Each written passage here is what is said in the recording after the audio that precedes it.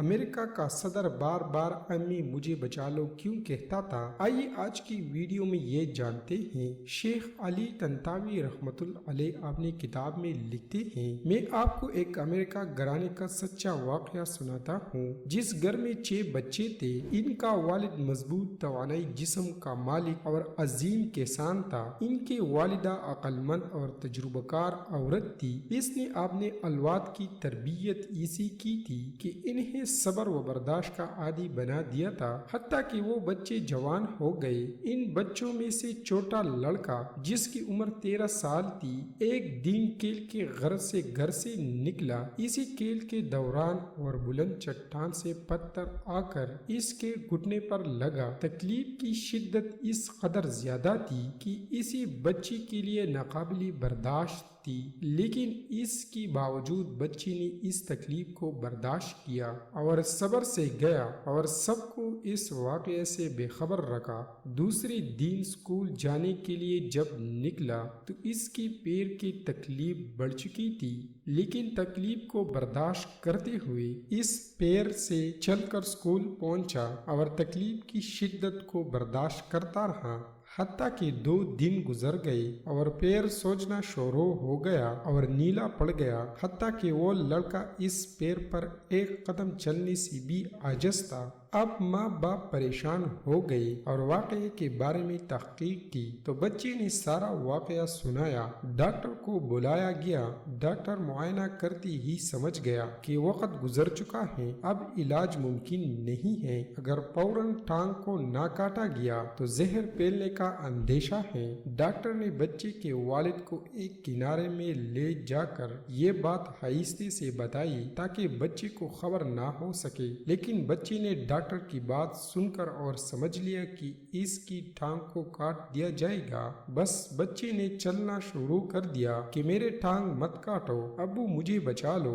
بچے نے ٹانگ سے بھاگنے کی کوشش کی، لیکن والد نے اسے پکڑ لیا اور دوبارہ بستر پر لٹا دیا۔ پھر اس بچے نے انتہائی دل سے اپنے ماں کو پکارا، آواز دی، امی امی مجھے بچا لو، یہ لوگ میرے پیر نہ کاٹنے پائے۔ ماں بیچاری کڑی دیکھ رہی تھی، اس کا کلیجہ پھٹ رہا تھا۔ اس کا دل شفقت اور محبت کی وجہ سے بچے کی فریاد پر دل پھٹتا جا رہا تھا، جب اس کی عقل اس بات سے روک رہی تھی کہ بچے کی زندگی کو ایک ٹانگ کی وجہ سے قربانی دینا پڑے گا۔ اسے سمجھ نہیں آ رہا تھا کہ کیا کرے۔ وہ کڑی سوچ رہی تھی، اس کی آنکھوں سے آنسو آ رہے تھے اور بچی اسے نظر سے دیکھ رہا تھا۔ جب بچے نے اپنے ماں کو بے بس پایا تو ماں سے بھی نا امید ہو گیا، جیسا کہ اس سے پہلے باپ سے نا امید ہو چکا تھا۔ پھر اپنے بھائی کو پکارنے لگا، روتا جا رہا تھا اور پکارتا جا رہا تھا،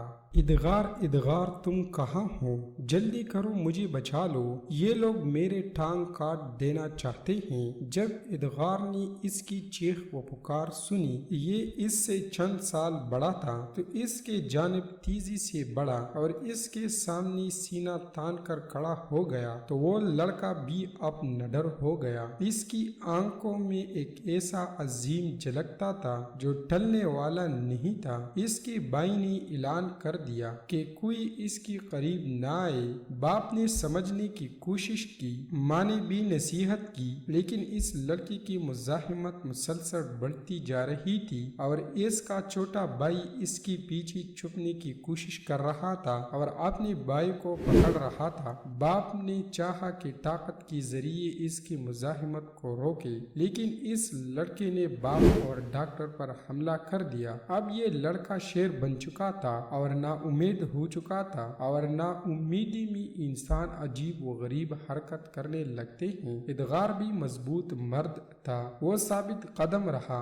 دیوار اپنی جگہ سے ہل سکتی تھی، لیکن ادغار اپنی جگہ سے نہ ہلا۔ سب لوگ لوگوں نے اس لڑکے کو اس امید پر چھوڑ دیا کہ یہ یا تو تک جائے گا یا نا امید ہو جائے گا، لیکن ادغار اپنی بائی کی چوکیداری میں 2 دن تک کھڑا رہا۔ اس لڑکے نے 2 دن تک چند لقمے کے علاوہ کچھ نہ کھایا اور صرف چند لمحے سویا۔ ڈاکٹر آتے اور چلا جاتا، بائی کی ٹانگ مزید سوچتی ہی جا رہی تھی اور نیلا پڑ رہے تھے۔ ڈاکٹر نے جب یہ صورتحال دیکھی تو اس بات کا اعلان کر دیا کہ علاج ممکن نہیں ہے اور بچے عنقریب موت کے منہ میں چلا جائے گا۔ سب کے سب پیش نظر خطرے کی انتظار میں پڑ گئے۔ اسی خطرے میں لوگ کھڑے کیا کرتے ہیں؟ ہر انسان خواہ مومن ہو یا کافر ہو، اسی خطرے میں کھڑے لوگ حق اللہ تعالی ہی کی جانب رجوع کرتا ہے، اسی لیے کہ ایمان ہر نفس میں ہوتا ہے، حتیٰ کہ نفوس کافر میں بھی ایمان اپنے